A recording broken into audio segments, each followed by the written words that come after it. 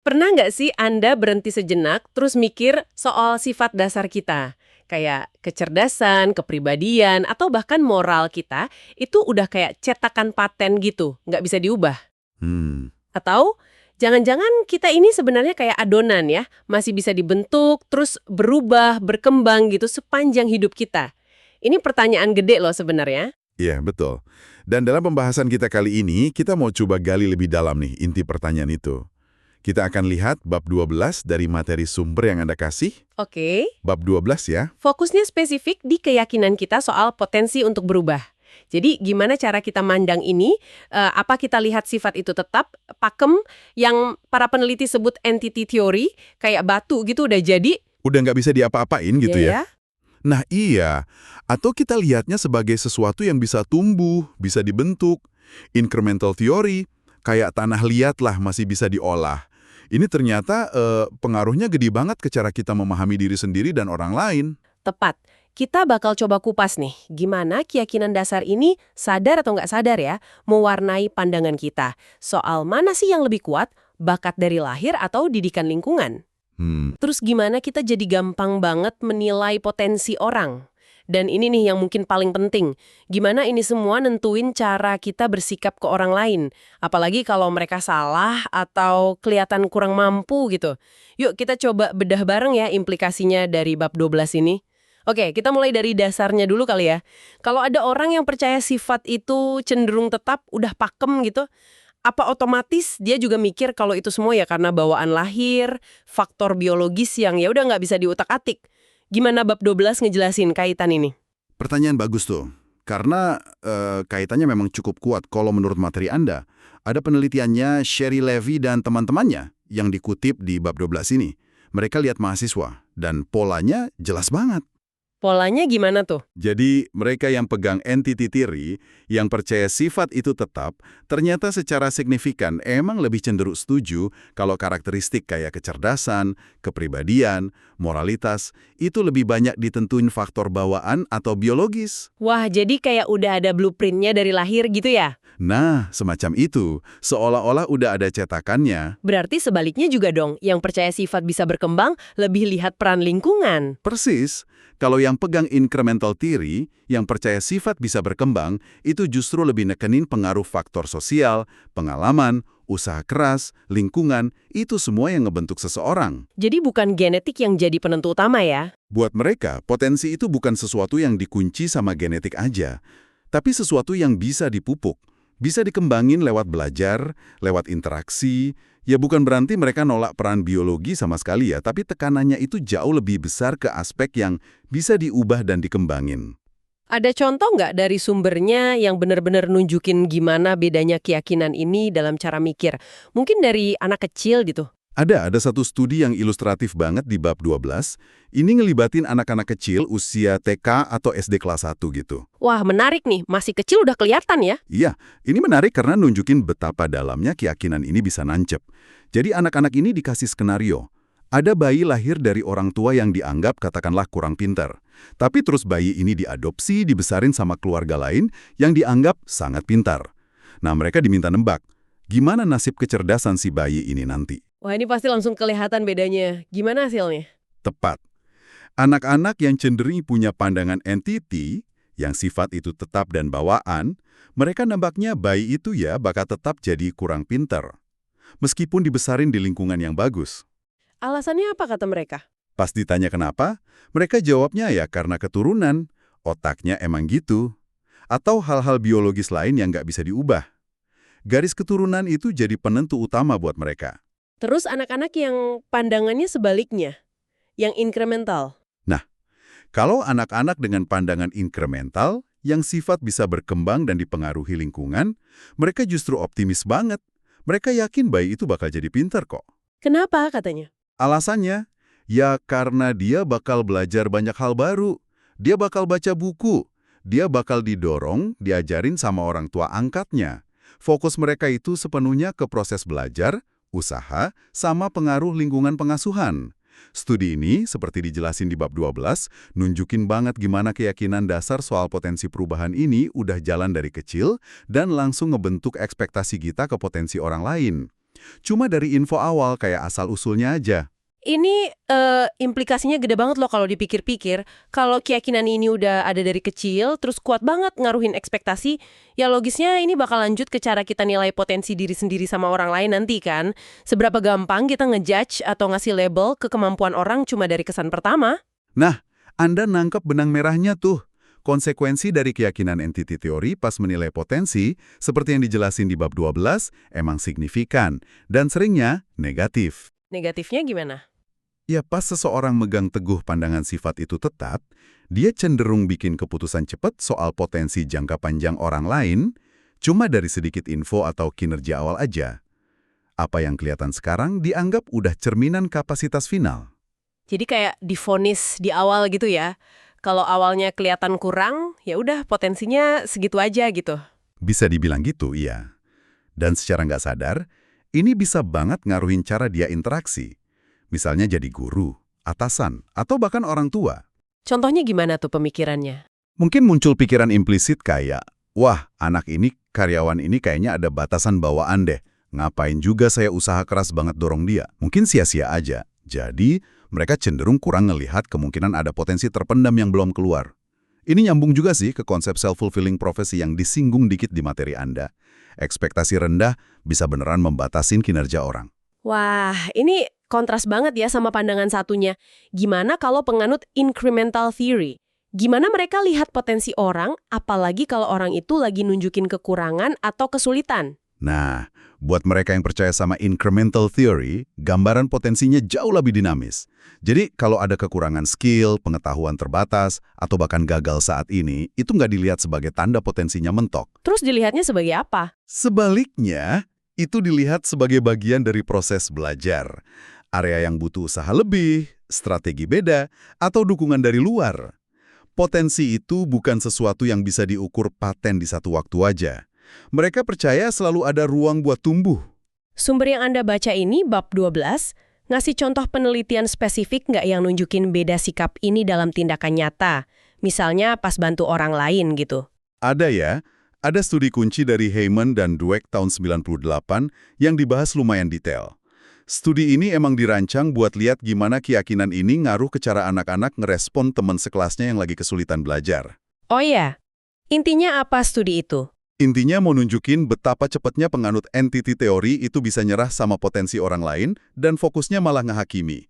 Sementara penganut incremental teori fokusnya ke solusi sama perbaikan. Gimana persisnya studi itu, jalan, dan temuannya apa? Jadi di studi itu, anak-anak diminta kasih saran ke teman sekelas fiktif yang lagi susah ngerjain tugas sekolah.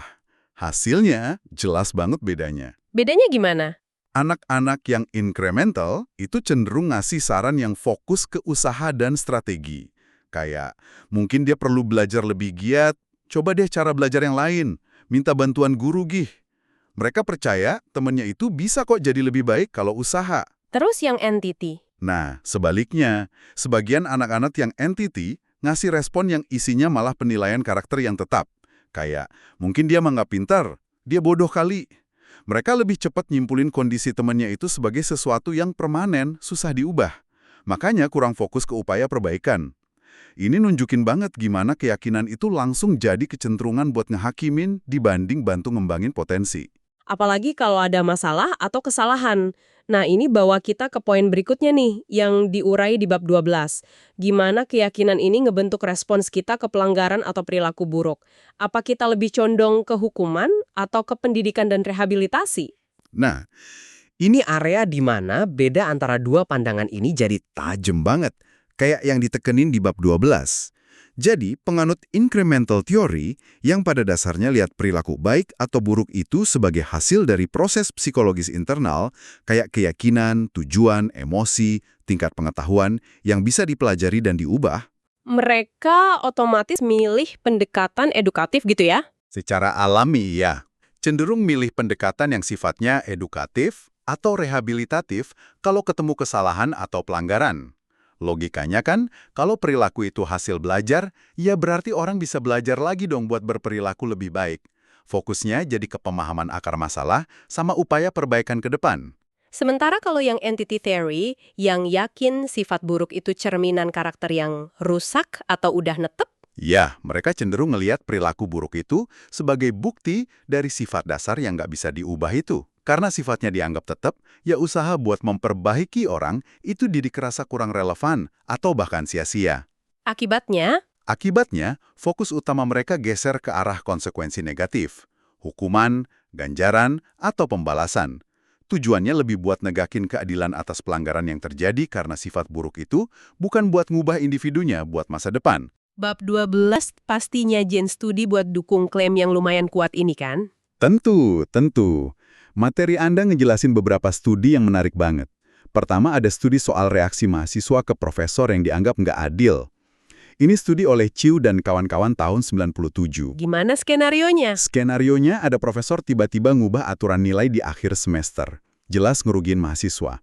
Nah, mahasiswa yang incremental nunjukin kecenderungan kuat buat nyoba ngedukasi profesor itu. Ngedukasi gimana maksudnya? Respon tipikal mereka itu kayak, saya bakal ingetin profesor soal janjinya semula dan jelasin kenapa tindakannya nggak adil. Mereka nyoba perbaiki situasi lewat pemahaman sama komunikasi. Menarik ya, fokusnya di memperbaiki pemahaman si profesor. Gimana dengan kelompok entity? Apa mereka juga coba bicara baik-baik? Justru di sini bedanya mencolok banget.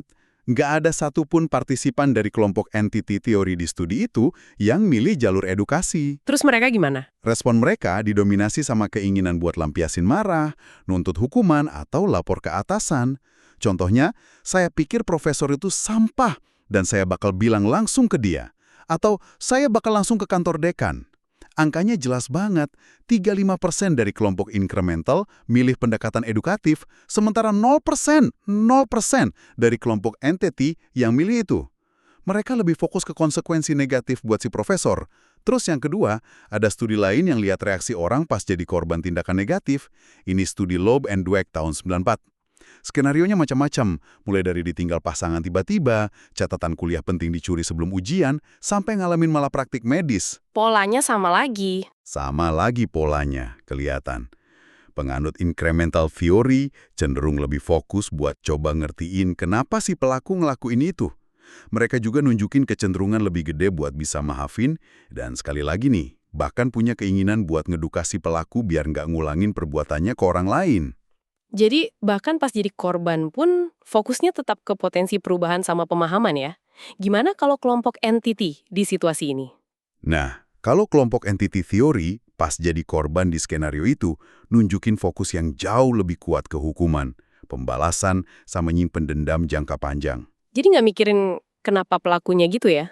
Usaha buat ngertiin motif pelaku, atau mikirin perbaikan perilaku pelaku di masa depan, itu kurang jadi prioritas mereka. Fokusnya lebih ke konsekuensi buat si pelaku atas kerugian yang udah ditimbulin. Ketiga, dan ini relevan sama isu sosial yang lebih luas, ada studi soal pandangan terhadap tujuan sistem peradilan pidana, khususnya penjara. Studi Gravy dan kawan-kawan tahun 99. Oke, ini soal penjara ya? Iya, pasti tanya apa tujuan utama penjara? Dua kelompok ini umumnya setuju sih. Salah satu fungsinya yang lindungin masyarakat dari penjahat. Tapi ada beda penekanan yang signifikan. Di mana bedanya? Penganut entity theory secara signifikan lebih nekenin fungsi penjara sebagai hukuman. Kasih ganjaran setimpal buat kejahatan yang dilakuin sebagai cerminan karakter buruk pelaku. Terus yang incremental? Sebaliknya, penganut incremental teori ngasih penekanan yang lebih gede ke fungsi rehabilitasi. Buat mereka, penjara itu seharusnya juga jadi tempat buat ngembangin potensi narapidana. Ngasih skill atau terapi biar bisa hidup lebih baik, nggak ngulangin kesalahan lagi pas bebas. Fokusnya ke potensi perubahan bahkan buat narapidana. Kalau kita tarik benang merahnya nih dari semua contoh ini, kesimpulannya kayaknya udah cukup jelas ya. Kayak ada pola konsisten gitu, di mana penganut entity theory cenderung lebih cepat nyerah sama potensi perubahan orang lain. Entah itu profesor yang salah, pelaku yang merugikan, atau narapidana. Iya, betul. Mirip nggak sih sama gimana penelitian lain yang mungkin nggak dibahas detail di bab 12 ini, tapi sering dikaitin sama teori Dweck, nunjukin mereka juga bisa cepat nyerah sama diri sendiri pas gagal misalnya di sekolah gitu. Tepat sekali. Pola yang Anda identifikasi itu sangat konsisten dan jadi salah satu temuan utama yang diangkat di bab 12. Mereka yang pegang keyakinan sifat itu tetap, cenderung nunjukin kurangnya ruang atau kesempatan yang dikasih buat kemungkinan tumbul atau perbaikan. Baik buat diri sendiri maupun orang lain ya? Iya, betul. Baik itu buat diri sendiri pas ngadepin tantangan, maupun buat orang lain pas orang itu nunjukin kekurangan atau bikin kesalahan. Fokusnya cenderung ke ngehakimi kondisi saat ini. Dia emang gitu, saya emang begini, daripada ngeksplorasi potensi pengembangan di masa depan. Tapi coba deh kita lihat dari sisi lain sebentar. Bukannya pandangan incremental ini yang selalu percaya potensi perubahan bisa kedengeran agak naif gitu? Gimana sama kasus-kasus ekstrim? Misalnya pelaku kriminal residivis yang kejahatannya udah parah banget, udah ngakar. Atau orang dengan kesulitan belajar yang dalam banget, yang kayaknya udah dicoba bantu macam-macam tapi nggak ngefek. Apa keyakinan soal potensi perubahan ini nggak terlalu optimis dan ngabain realita kalau kadang perubahan emang susah banget atau bahkan mustahil? Ini keberatan yang valid ya, dan penting buat dibahas. Bab 12 dari materi Anda pun nyinggung nuansa ini kok. Jadi penting digarisbawahi nih, pandangan incremental itu nggak bilang kalau perubahan itu pasti bakal terjadi. Atau perubahan itu selalu gampang. Atau semua orang bakal otomatis berubah cuma karena kita percaya mereka bisa. Oke, jadi bukan jaminan ya? Bukan. Teori ini ngakui sepenuhnya kalau banyak kasus di mana perubahan signifikan itu emang susah banget. Butuh waktu lama, atau bahkan mungkin nggak bakal terjadi tanpa intervensi yang pas banget dan intensif. Entah itu dukungan lingkungan yang gede banget, bantuan psikologis profesional, atau program edukasi yang khusus dirancang. Jadi incremental theory ini bukan resep ajaib yang jamin perubahan, tapi lebih ke keyakinan dasar soal kemampuan manusia gitu. Betul. Teorinya itu pada dasarnya bilang kalau manusia secara fundamental punya kapasitas buat berubah dan berkembang. Potensi itu ada secara inheren, meskipun ya aktualisasinya sangat tergantung konteks, sumber daya, motivasi, banyak faktor lain. Oke. Jadi bahayanya sebenarnya bukan dingakui adanya batasan atau kesulitan nyata dalam proses perubahan di beberapa kasus. Bahaya yang lebih gede, seperti yang konsisten ditunjukin penelitian-penelitian di bab 12, justru datangnya dari entity theory. Bisa dijelasin lagi nggak apa bahaya spesifik dari entity theory yang perlu kita waspadai di konteks ini? Kenapa pandangan ini dianggap lebih bahaya? Bahaya utamanya entity theory yang kelihatan dari studi-studi tadi, itu kecenderungannya bikin kita terlalu cepat ngambil kesimpulan final soal batasan permanen seseorang atau diri kita sendiri, cuma dari potret sesaat perilaku atau kinerja mereka saat ini aja. Akibatnya apa kalau kita terlalu cepat menyimpulkan? Akibatnya, kita cenderung ngasih orang itu, atau diri kita, sedikit banget ruang, kesempatan, atau bahkan dukungan buat nyoba berkembang lampaui kondisi saat ini. Kita kayak nutup pintu kemungkinan sebelum benar-benar nyoba ngebukanya. Beda banget sama pandangan incremental yang Meskipun mungkin kadang kelihatan optimis ya, seringkali berfungsi sebagai hipotesis awal yang jauh lebih konstruktif. konstruktif gimana maksudnya? Konstruktif di sini artinya dia itu dorong kita buat nyari cara, nyari solusi, buka kemungkinan. Karena kita kan nggak pernah bisa tahu pasti 100% potensi masa depan seseorang cuma dari yang kita lihat hari ini. Jadi, ngadopsi keyakinan kalau perubahan itu mungkin terjadi, bahkan ngedorong kita sebagai individu, pendidik, pemimpin, atau masyarakat buat secara aktif nyari cara bantu orang lain dan diri sendiri merealisasikan potensi mereka. Lewat apa misalnya? Bisa lewat pendidikan yang lebih baik, program rehabilitasi yang efektif, mentoring, atau sekedar ngasih kesempatan kedua. Fokusnya itu ke upaya ngebangun dan ngembangin, bukan sekedar ngasih label atau ngehukum. Keyakinan akan potensi perubahan itu sendiri udah bisa jadi katalisator buat perubahan. Baiklah, kayaknya kita udah gali cukup dalam ya hari ini soal isi bab 12 ini. Jelas banget sekarang kalau keyakinan mendasar Anda soal apakah sifat manusia itu tetap atau bisa berkembang, itu ternyata bukan cuma preferensi filosofis pribadi aja ya. Bukan sama sekali. Dampaknya itu luas banget loh dalam hidup kita. Mulai dari gimana Anda secara intuitif nimbang peran genetik lawan lingkungan dalam ngebentuk siapa kita.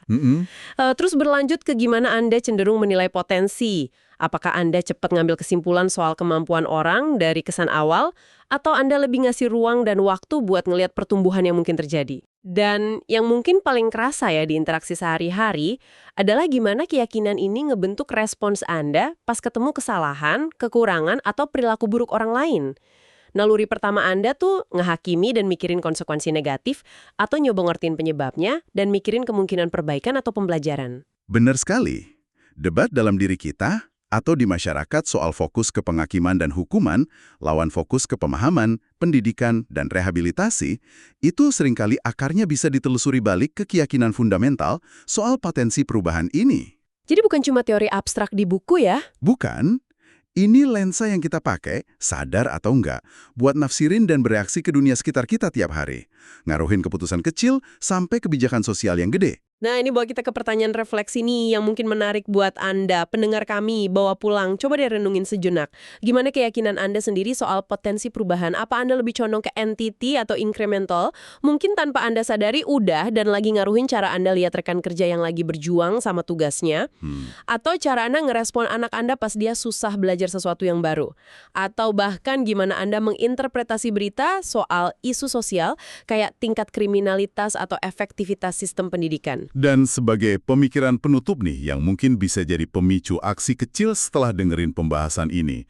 Kalau kita terima argumen dari bab 12, kalau meyakini potensi perubahan itu cenderung lebih konstruktif, bisa mendorong pertumbuhan pribadi dan perbaiki hubungan antar manusia.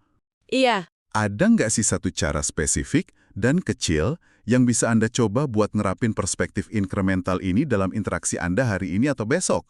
Mungkin ke seseorang yang selama ini Anda anggap udah nggak bisa berubah atau emang gitu orangnya. Atau bahkan ke diri sendiri ya? Atau jangan lupa, mungkin juga ke diri Anda sendiri. Terutama pas Anda ngerasa kejebak dalam suatu kebiasaan atau ngerasa punya keterbatasan yang susah diatasi. Apa ya kira-kira dampak nyatanya kalau kita secara sadar mutusin buat ngasih sedikit lebih banyak ruang buat kemungkinan bisa berubah?